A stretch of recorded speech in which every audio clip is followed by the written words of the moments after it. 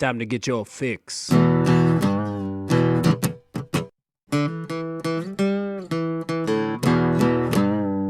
a horrible gaming podcast.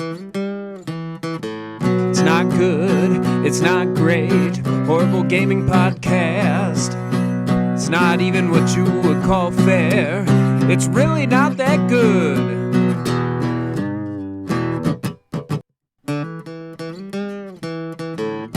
Horrible Gaming Podcast. Hello, my name is Zachariah Van Sliders with Old Man Gaming, and with me, as always, is Logan, aka Knight645. And this is our 5th episode of a Horrible Gaming Podcast, and it's time for everybody's favorite part, the disclaimers. And it's just one, and it's a big one. We don't make money doing this. We don't do it professionally. You may hear my kid in the background. You may hear a dog. You may hear Logan yawn repeatedly because he's exhausted. 4 times. but we are going to not go back and edit this because we don't do it professionally. With disclaimers out of the way, it's time for fan interaction, and this is the part of the show where we like to speak to you guys, the fans. We like to maybe read out some of your comments on some of our videos. We also like to ask you guys a question. And we'd love the answer to that question in the comment below. It doesn't have to be big and elaborate. It can be, but just answer it below, and we'll read it out. We'll do our best to read it out. This week's question, I want to hear a war story, and this doesn't have to be. It doesn't have to be in multiplayer. It doesn't have to only be in single player, but just like a special story that kind of like just makes you remember something good about gaming, something that crazy that happened to you in a game,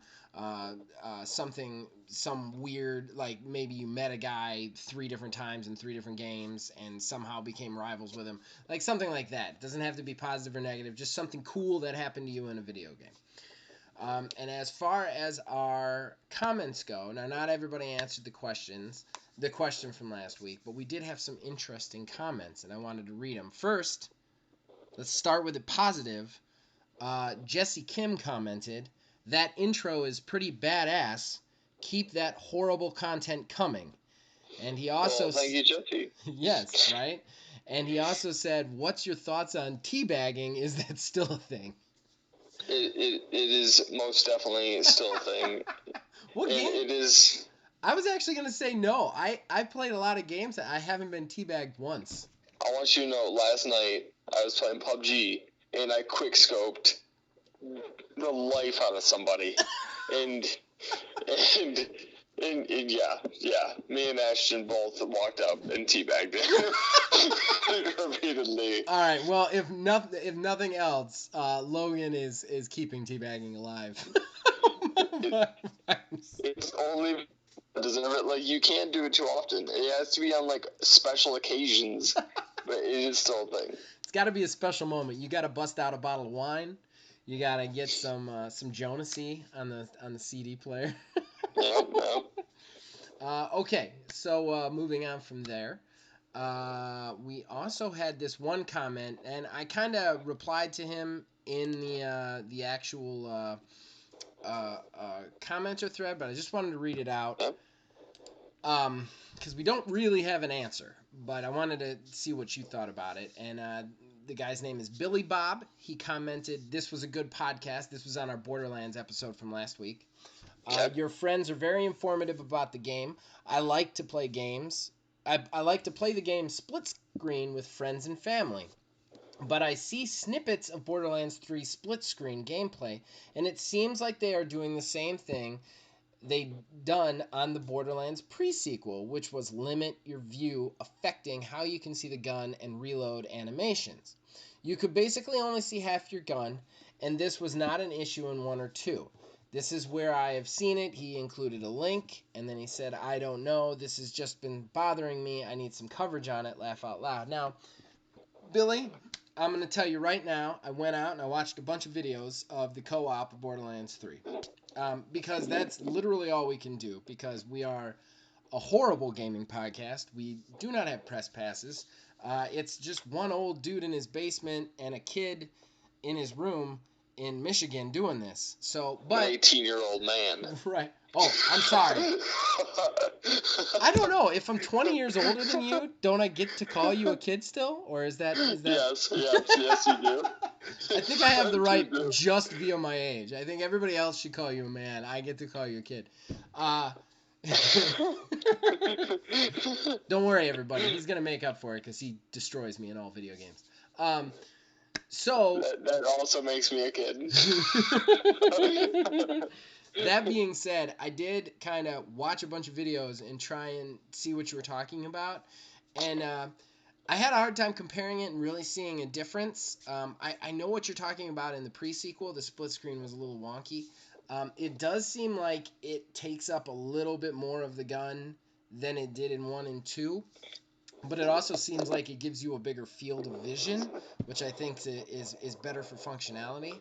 However, it doesn't look as bad. I could see most of the animations when I was watching the co-op videos. So I don't know if this helps you, Billy Bob, but unfortunately we don't have actual access to the game. If we did, I could give you a better answer. But right now, I think it's probably in between pre-sequel and Borderlands 2. What did you think, Logan? Did you see anything like that?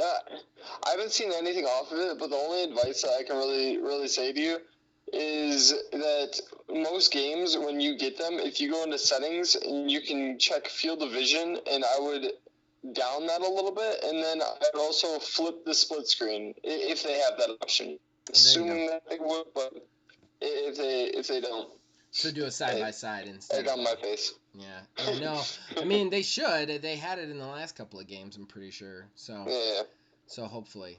I also just wanted to quickly, because I totally forgot to before, give a shout-out to my brother Nick Van Sliders for doing the Kick-Ass theme song, and to Mark Bell for doing our banner.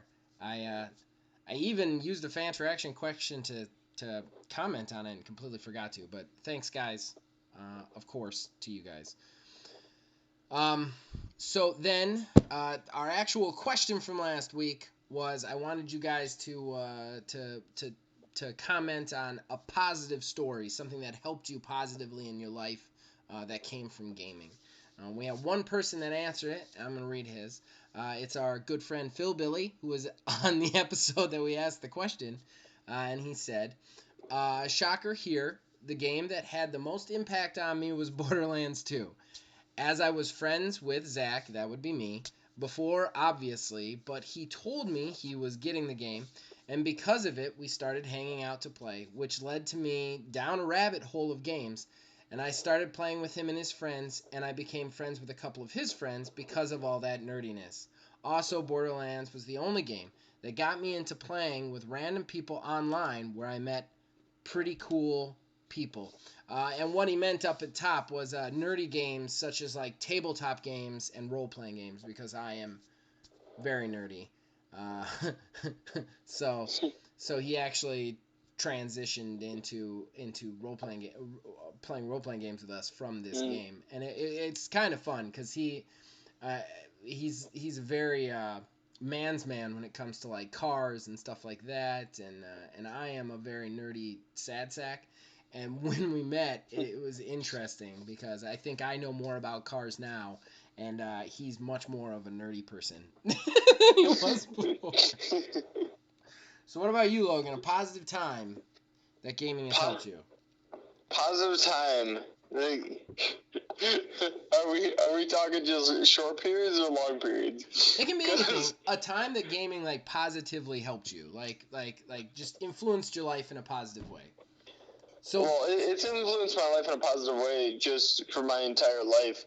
But if we're talking like a short period, me and Ashton, when Skylanders first came out in 7th grade, we played Skylanders for, I want to say, like 5 weeks straight. and it got to the point, like... my mom never was like the parent to like kick us out of the house or anything like that. Like, oh, get outside. So right. For like 5 weeks straight, Zach, we got home. We went straight to my house. We both had our characters, and we would just play that together every single day. And then the second after like the 5 weeks was over, like we beat the game and we never touched the game again. That's hysterical. That's But absolutely it was a hysterical. fun 5 weeks. That is a fun 5 weeks. I love that. This wasn't going to be the answer to mine, but I have a friend of mine who we would get together, and this was back when games weren't like 90 hours every time they released. They were like, like 10 to 12. Yeah. And we would get together. We'd start playing at 6 p.m. one day. We'd play all the way through the night until the morning, and we'd just take turns. Each time one of us died, the other person would get the controller, and we just play through a whole game. So I totally get it. That shit is fun as hell. No. Do you know the game Army of Two? Yeah. Yeah. Me and Ash both played the entire thing through of Army of Two, and we played through the entire thing of Army of Two 2. There's a second one. We played through the whole thing of that, and we're awaiting the third one. Yeah. I think you're gonna be waiting for a while on that one. Right. So for me, positive. The overall positive, I would have to say, I am a bit of a worrywart, a bit of an anxious sort of person, and video games are the closest thing to meditation for me. They're the one thing that I can do, that I can play, and all the little voices in my head stop talking because they've all got to focus on doing what they got to do in the video game, and it is very centering and magical. And the days where I don't get to play video games are worse. But I'm going to get really sappy on you, Logan. And I'm going to say that my most important thing would be actually meeting you online. Without you, buddy, I wouldn't be doing the reviews. I wouldn't be doing the podcasts. I wouldn't have a starting to be halfway successful channel. So, thank you, sir. Well, I tip my hat to that. All right, so we're going to wrap up the fan interaction segment. Just one last time, I want your war stories for next week. Any cool gaming thing that happened to you, anything like that. And I just want to also let you know we have a new place to get in contact with us, Old Man Gaming on Facebook. You can comment there with the same thing with your war stories or whatever you want to say to us. We love to hear it. Anything. So you can both comment on YouTube, comment on Facebook. Please like us on YouTube. Please like us on Facebook. All right. So the theme of this episode is underdogs. And we're going to start right off with one of the bigger underdogs, Gamescom, which we'll get into later. But Gamescom happened last week. We didn't do an episode on it then. We did our Borderlands episode, but Gamescom wasn't finished anyway. So we're going to do Gamescom now. Let's start right off the bat with what was the thing that wowed us from Gamescom? What was the thing that was like, holy crap, that's awesome? Logan, hit us. The thing that wowed me is the fact that they flew out 2 very famous streamers to host PUBG with viewers. That was amazing. They hosted 5 days straight of 12-hour streams for what's new in PUBG, and they just had like their viewers and like people that are at Gamescom and stuff like that to go into these games, and then like the streamer would go in, he would just die to some random person, and he would host the rest of the game in spectator mode. That's absolutely awesome. That's a great idea, too. That's a great idea. 12 hours straight for 5 days. They just had a rotation of every day, or every 6 hours, they would switch off which streamer would do it. And it was a really good streamer, Ryan Pony Hoff, with the A being a 4. And I don't remember the other one that did it, but it was really nice. I was really impressed with that. That's actually awesome. I didn't even catch that, so that's a good pick. That's an absolutely good pick. What wowed me from Gamescom is tough because I had a really hard time picking one over anything else. I gotta say though, and we're gonna discuss this later in the show in greater length, so I don't want to get in it too deeply. But I think Avengers had a really good showing, and I think it really needed a really good showing. because of how bad it did at E3. And I know they didn't show anything really more than they did at E3, but they told us more, and they really, really needed to do that. I think that needed to happen because nobody was happy with them after E3, which we'll get into. We have a later segment, which we'll talk about that. But personally, I did want to also discuss why Gamescom seems to be an afterthought to people. And I've talked to some other people online, just friends of mine, and a lot of them are like, Gamescom, whatever. But I actually kind of prefer it to E3. Um, do you disagree? I feel like you're gonna. I do disagree. Okay. All right. Why do you disagree? The only reason I disagree, I don't think that it's bad. I don't think that it's bad in any way, shape, or form. I think that they do a really good job. Right. Except for it's just not as big.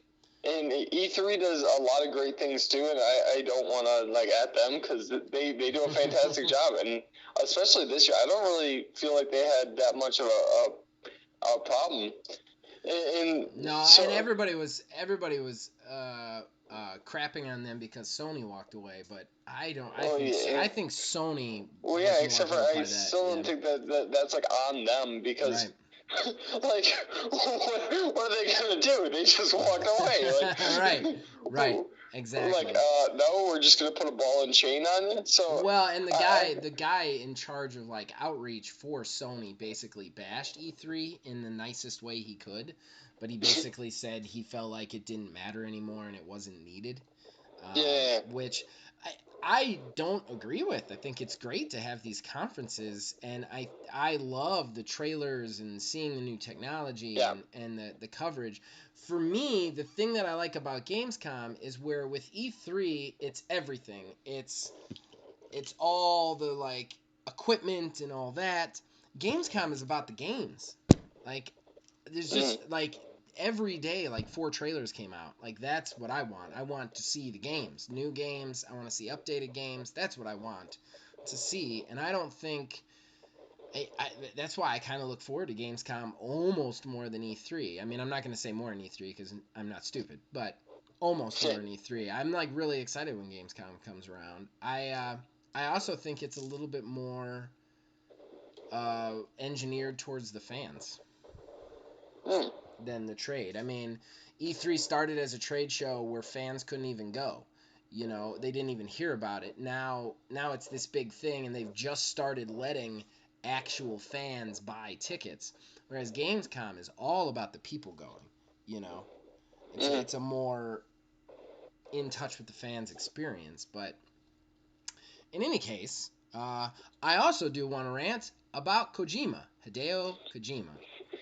I knew that you wanted to. What is going on with him, man? And why does anyone want to play that game anymore? It's totally insane. I tuned in. It was the first thing I tuned into because he was on day 1 with Keener, and I missed most of the original show, so I got to tune in at just the last second, and it's him, and he's just standing there showing us clips that just more and more crazy. First of all, I cannot begin to describe how much I don't want to play a character who needs to walk around with a stillborn live baby on his chest so that he can avoid ghosts.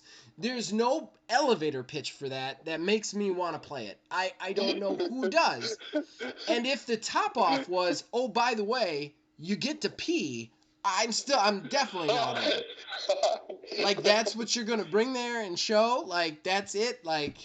What's this game about? Well, you avoid ghosts by slowly leeching the life force of a baby on your chest.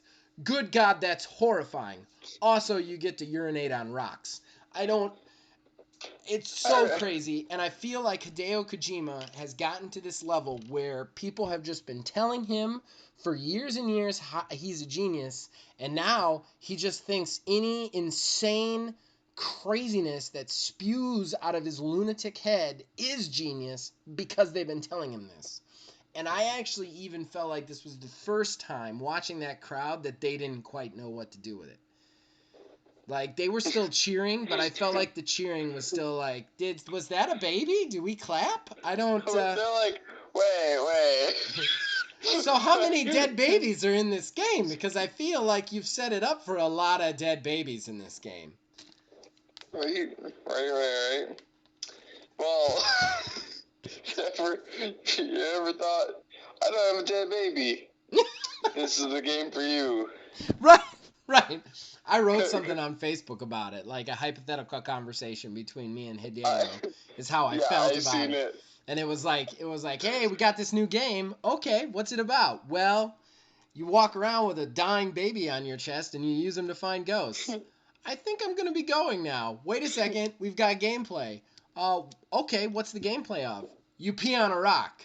And then it was just me leaving the room. Like, it's insane. And is anybody going to take this dude to task? Like, I am so afraid that this game is going to sell 1 million copies, even though it's nightmare fuel, and it's just going to give him the go ahead, and it's just going to sell because of all the hype around it, and it's just going to give him the go ahead to just keep making these, just keep his lunatic factory going.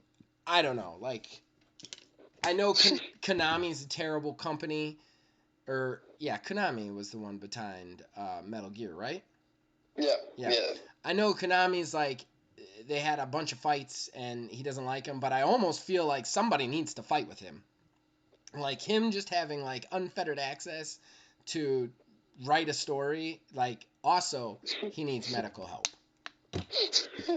And also, I know that dude can speak English. Like, there's no way he can't speak English. Like, I was afraid. I was nervous to talk about this because I know I'm going to get added. It's not about that. I have no problem with people not speaking English or anything like that. I don't want to be that. But this dude has, like, Norman Reedus, Mads Michaels, all these dudes that he hangs out with. I know they don't speak Japanese, and I know he's not walking around with that translator everywhere, but everywhere he goes, he gets out on stage and he brings a translator like he's the king of fucking the Nile, dude. I know you speak English, just speak English. Like it's one thing if you legitimately can't speak English and you need a translator, fine. You're making a game with American actors, English-speaking actors. There's no way you don't speak English. There's just no way. Like, why are you faking it? Oh, okay. All right. I'm going to get added for that. I know I'm going to get added for that. But it's in there. We can't walk away from it. Unpause. Well, Zach, you want to hear a fun story that has nothing to do with gaming?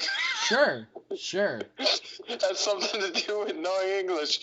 Oh no, I've opened the floodgates. In the 2 weeks that I worked construction, I had this guy that pulled up in a Mercedes-Benz that spoke Italian and English, but for some reason he kept going in and out of Italian and English because I think he thought that I knew what he was talking about. So I had a full conversation with him where he'd go, yeah, hey, buddy, and then he'd go into Italian. like he knew perfect English, but he kept going to Italian for some reason. That's funny. Okay. All right, so moving into a subject that's not going to get people yelling at us, but Avengers, a bunch of new details released through Gamescom, and after a dismally abhorrent E3 showing in which everybody was unhappy, I think they kind of turned it around a little bit. What they showed us that it is going to be kind of like superhero Destiny, but it's also going to have some solo elements to it, some hero elements to it. And what's your take? Because I got a take, but let you go first. I still think that the game's going to be pretty good, but at the same time, it's a superhero game, and I don't think superhero games are all that insane to begin with. And the only things that I can say like are different are the ones that are like Mortal Kombat that add in like the DC and the Capcom type stuff like that. Like those sell pretty good. And then the newest Spider-Man sold really well on PS4. Right. So I think it'll sell good. So I can see a place there for that. I just don't think it's going to be like a game of the year type of deal. No, I don't think it'll be game of the year either. And are you bothered by the potential games as service elements? Like a lot of people, that's their problem. They want this like it's got to be a single player narrative, blah blah blah. Are you bothered by the games as service? Not really. It's not really my cup of tea though, so I'm not being very picky on it. So I can say that. Well, that's fair. That's totally fair. Yeah. It's not my type of game, so I'm not really like nitpicking. I'm not going in and being like, okay, this is exactly the tiny things that bother me. I'm just kind of like, okay, here's the overall game. This is what I'm getting, type of deal. I just don't understand when games as service became such a bad word. Like, I don't get it. Like nowadays, it's like, oh, it's another games as service, blah blah blah. Why don't you want a game that constantly has stuff to do? Like, why would you want your game to just be done? Like, I don't understand. Like, you don't want 5 straight years of content for a game? Like, that's what games as service means, is that it's a service, so they continually to give you new stuff. Like, I get microtransactions and loot boxes, and I get some irritation with that. That's not what I'm talking about. I don't understand why just the mere mention of this being a potential games as service is like so bad, like everybody's upset. And why can't you tell a narrative? Like, I don't know, Destiny tells a narrative with games as service model. Hell, Anthem told a relatively good narrative. Is crappy game, but the narrative was fine and it was games as service. So I don't understand why games as service is such a bad word and why multiplayer is such a bad word, especially when there's such popular games. Like, why is Avengers so special that, like, if that's a games as service, we're all upset, And personally, I would love for somebody to say, we're gonna give you Destiny, but instead of like a shooter, it's gonna be a superhero game. That's amazing. Like, if you can give me that looter feel, that go in and get experience feel with superheroes, I think that's interesting, cool new take. The thing, honestly, that I'm most irritated about, from what I understand, is that to really get far in it, you have to play all the Avengers.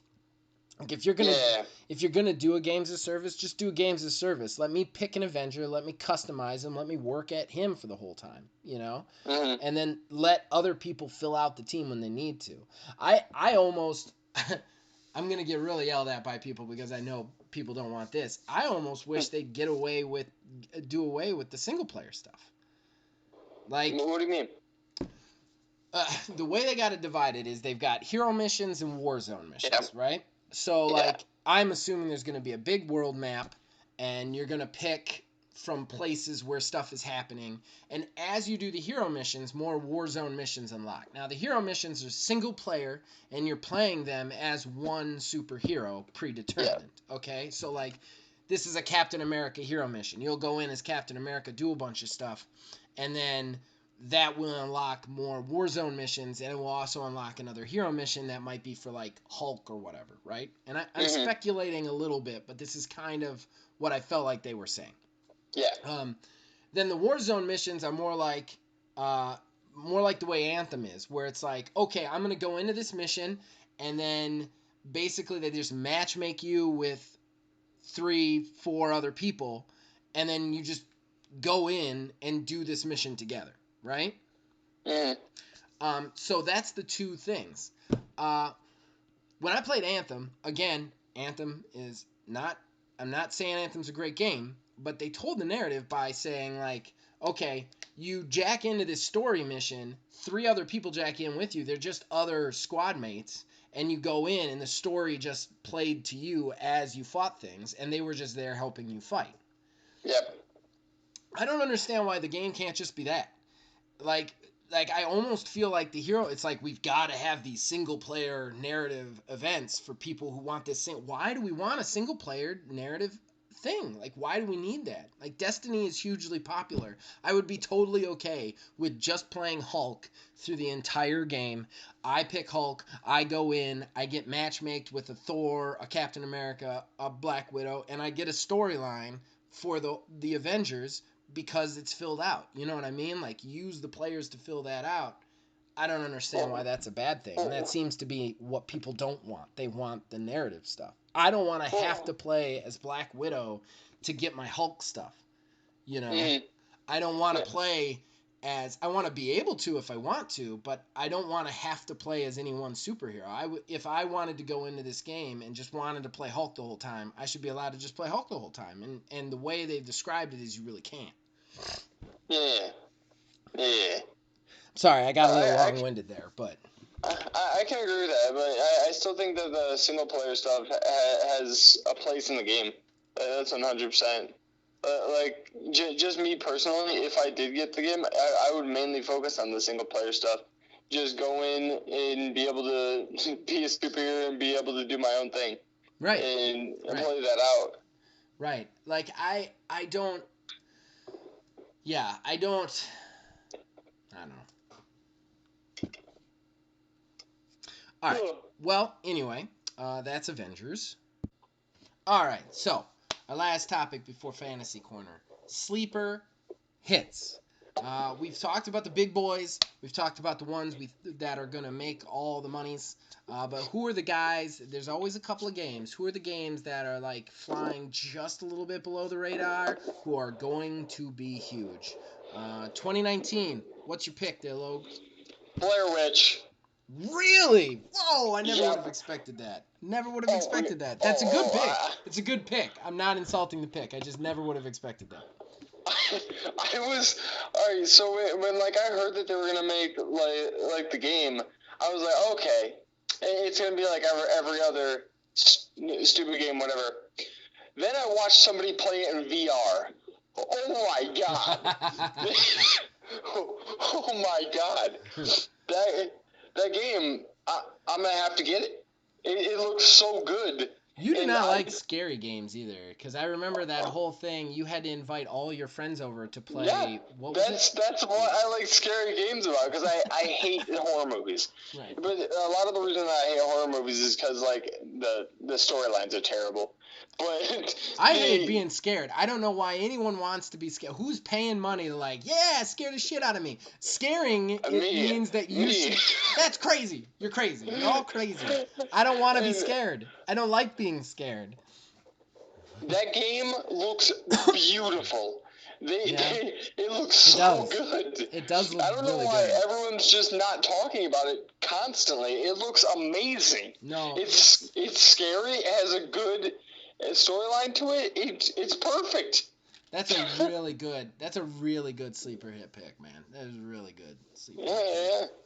Yeah. For 2019, I had a really hard time because there's like 4 games that I think are sleepers that I've just been like going back and forth which one I think is going to be the big one.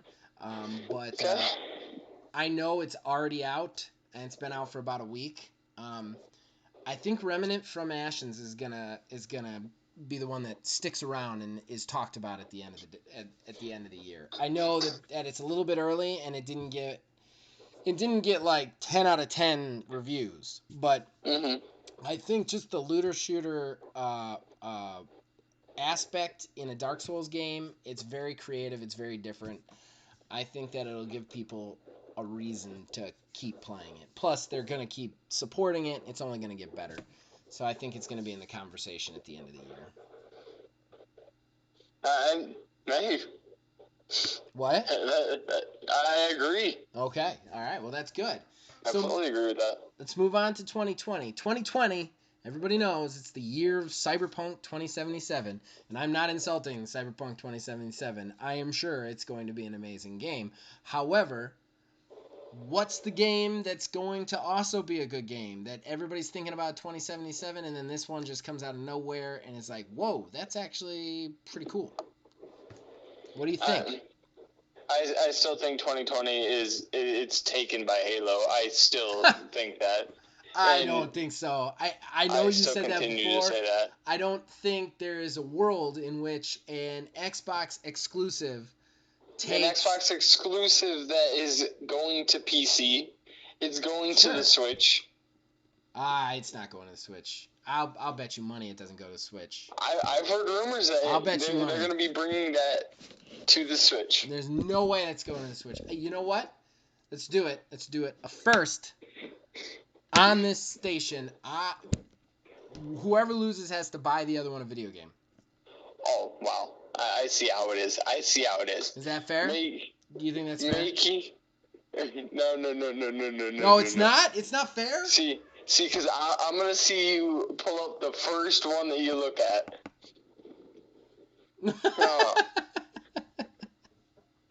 I'm gonna see you pull up the first one on news and be like, yeah, that one's it.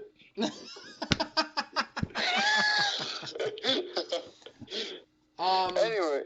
Okay. Nah. All right. Let's say it doesn't come to the Switch by the end of 2021. Yep. Is that fair? If that happens, I'll give you the push-ups that you did for me back. I mean, all you'd have to do at that point is like very slowly get through like 3 because I'm fat and pathetic. Okay. For 2020, 2020 is tougher. There was one I wanted to do. I'm going to pick Watch Dogs Legion. I think that game looks amazing. Absolutely amazing. I know it's not really a sleeper when you look at like the fact that it's Ubisoft, but I mean anything in the year of Halo Infinite and Cyberpunk 2077 is going to be a sleeper. So I think Watch Dogs Legion, I'm going to tell you right now, I've never played the first 2. I never wanted to play the first 2. I saw the trailer for this and I instantaneously wanted to play it. Like instantaneously. Very excited about it. Yeah, it looks like a very exciting release. All right. That brings us to our personal favorite part of the show, which is the Fantasy Corner. Today's Fantasy Corner, we're sticking with the underdogs, but we're also getting a little inside baseball with the industry. So, what if you had a blank check? You're going to take that blank check, you're going to give it to an indie studio, and you're going to give it to that indie studio so that they can become a AAA studio to make either a completely new IP or take a game that already exists and make it a AAA, big, crazy game. Who is it? What studio do you give that check to? And what do you give them that check for? Logan. Mojang for Minecraft. All the money going into Minecraft. I hate everything about you right now. I looked it up. It is not a AAA studio. I thought it was. You thought Mojang was a AAA studio? I really did because of how big Minecraft has become. I thought that it was, but I looked it up and it's not. And that's why it's my pick, because it caught me off guard. Minecraft has been huge, and nobody in the history of ever has ever said, "Oh, this update broke Minecraft." That doesn't happen.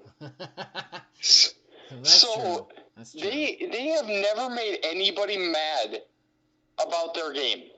They've never made anybody be like, "Wow, I don't like this about Minecraft." No, like it's like you either like the game or you don't, and they're doing perfect things with this game. Yeah, but if I could dump money into it and be like, "Hey, this is gonna make me my money back," yeah, right there, because then I'm not really at risk. Yeah, it's still gonna be Minecraft in a couple of years. It's still gonna be the same thing. I am gonna say I'm not gonna disqualify your pick, but they're not technically an independent studio. They are not a AAA studio. You were right about that, but they are not independent. Microsoft owns them. Yeah, that was my bad. That's okay. I just want to say that, not even for you, because if I don't say that, I know somebody out there will be like, "Hey, Microsoft owns Mojang. They're not independent. They're not AAA though." And I get what you're saying. Hey, guy out there, we don't care. Just let it be. Guy out there, the podcast is called A Horrible Gaming Podcast. We don't know what you expected. We're just here to listen to a boy and a man ramble. That's it. You can't call yourself a boy. And I never called you a boy.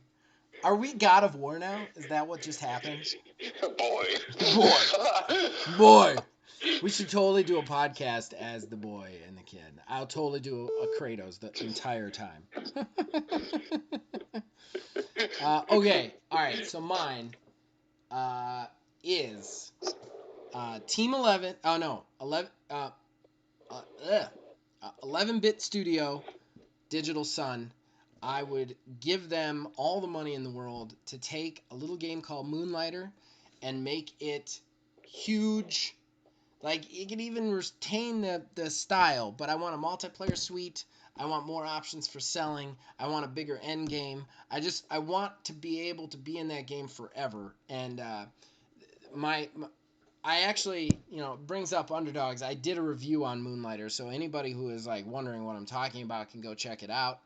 It's a horrible review, and it's actually got a low amount of views, and I want everybody to know about that game. That game is amazing. It's in Games Pass right now too, so you can play it for free. But basically, all it is you are an adventurer. You go into these dungeons, you kill stuff. That stuff gives you loot, to which during the day you own a shop and you sell stuff in the shop. It's just so cool. It works so perfectly. It's so simple. The gameplay loop is so satisfying. Plus, putting a game, like actually making a game like about the actual selling of it, not just like you go to a place like Borderlands and like cash in all your guns. You actually like have to like price them and sell them. It's just so cool. I want somebody to like make that huge and make that forever, basically. I want to be able to set up my stores next to my friends' stores. I want to try and outsell them while we're also both going into a place and looting stuff. Like, I think that would be so much cool. Doesn't get better. So much cool. So much cool. I totally misspoke. Horrible podcast. Hey, guy out there, it's a horrible podcast. Yes, I said so much cool. All right. Let's just sit with that. Oh. Okay, so for everybody out there, you just heard a series of beeps and then me make a Homer Simpson noise. And basically what that means is I accidentally hung up on Logan instead of taking a pause on the audio. Accidentally. So just so everybody knows, that's what that was. I wasn't suddenly murdered. Okay, so that's the end of the show. Brings us to our end of the show. Logan, do you have anything you want to plug? Well, make sure to follow my YouTube, Nightspace645. I'm going to be posting clips here soon. I've been pretty distant from that channel for a while because I've been focusing on these podcasts and a lot to do with like my life personally. But I'm going to be back on there, and I'm going to be posting a PUBG, Titanfall, and one other. You should do a Brawlhalla clip show. You really should. Actually, you really should. That's fun to watch. That game is fun to watch. It's fun to watch as it is to play, I think. Okay, that's great. As far as me, Old Man Gaming, Old Man Reviews. You can go back and listen to previous episodes of this podcast, as well as check out my horrible reviews. You can also check out this week's review is Stellaris, a console edition, which was an interesting game to say the least. And yeah. And finally, the big one, please go on Facebook, find Old Man Gaming and like Old Man Gaming. And you can also comment on anything there that you can comment on YouTube. I read them both. I will read them both. I have no problem with it. And of course, please give us your fan interaction questions so that we can read them out on the show. And I want your war stories this week. So with that said, as long as you guys keep watching this, we'll keep making them. And Logan, anything else? Have a fantastic day. Yes. Have a fantastic day. All right.